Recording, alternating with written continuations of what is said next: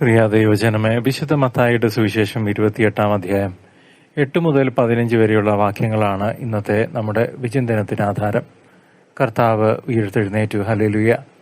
ഭയവും വലിയ സന്തോഷവും കലർന്ന മനസ്സോടെ ശൂന്യമായ കല്ലറയിൽ നിന്നും മടങ്ങുന്ന സ്ത്രീകൾക്ക് മുൻപിൽ ജീവിക്കുന്ന ഈശോ പ്രത്യക്ഷപ്പെടുന്നതാണ് നാം ഇവിടെ കാണുന്നത്.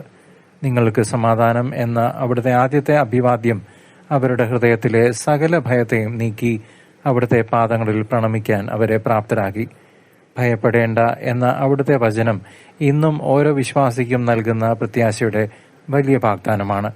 സത്യത്തെ മുക്കിക്കൊല്ലാൻ ലോകം എന്നും ശ്രമിക്കുമെങ്കിലും ഉത്ഥാനത്തിന്റെ വെളിച്ചം സകല ഇരുളിനെയും ഭേദിക്കുമെന്ന് ഈ സുവിശേഷ ഭാഗം നമ്മെ ഓർമ്മിപ്പിക്കട്ടെ. കർത്താവായ യേശുവിനെ കണ്ടുമുട്ടുന്നവർ ആ സത്യം മറ്റുള്ളവരോട് പ്രഘോഷിക്കാൻ വിളിക്കപ്പെട്ടവരാണെന്ന് ഈ സ്ത്രീകൾ നമുക്ക് കാണിച്ചു തരുന്നു. അവർ ഒരു നല്ല മാതൃകയാണ്.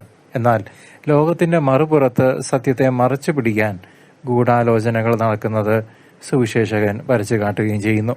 കാവൽക്കാർ കണ്ട സത്യത്തെ പണം കൊടുത്ത് വിലയ്ക്ക് വാങ്ങാൻ ശ്രമിക്കുന്ന പുരോഹിത പ്രമുഖരും മൂപ്പന്മാരും ഇന്നും നമ്മുടെ ചുറ്റുമുണ്ട്, നമ്മുടെ സമൂഹത്തിലുണ്ട്.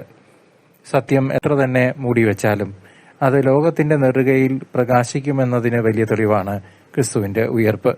നുണക്കഥകൾ മെനയുന്നവർക്കിടയിൽ കർത്താവിന്റെ സാക്ഷികളായി നിലകൊള്ളാനാണ് നാം ഓരോരുത്തരും ക്ഷണിക്കപ്പെട്ടിരിക്കുന്നത്. ഭയത്തിന് കീഴ്പ്പെടാതെ സന്തോഷത്തോടെ സുവിശേഷം പങ്കുവെക്കുന്നവരാകാൻ ഉദ്ധിതനായ ക്രിസ്തു നമ്മെ സഹായിക്കട്ടെ. നമ്മുടെ ജീവിതത്തിലെ ശൂന്യമായ കല്ലറകളിൽ നിന്ന് ജീവന്റെ പുത്തൻ അനുഭവങ്ങളിലേക്ക് ഉയർത്തെഴുന്നേൽക്കാൻ നമുക്ക് പ്രാർത്ഥിക്കാം.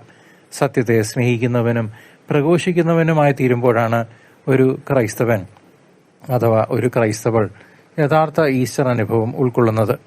ഉദ്ധിതനായ കർത്താവ് തന്റെ സ്വർഗീയ കൃപകളാൽ നിങ്ങളെ ഏവരെയും അനുഗ്രഹിക്കട്ടെ. ആമേൻ.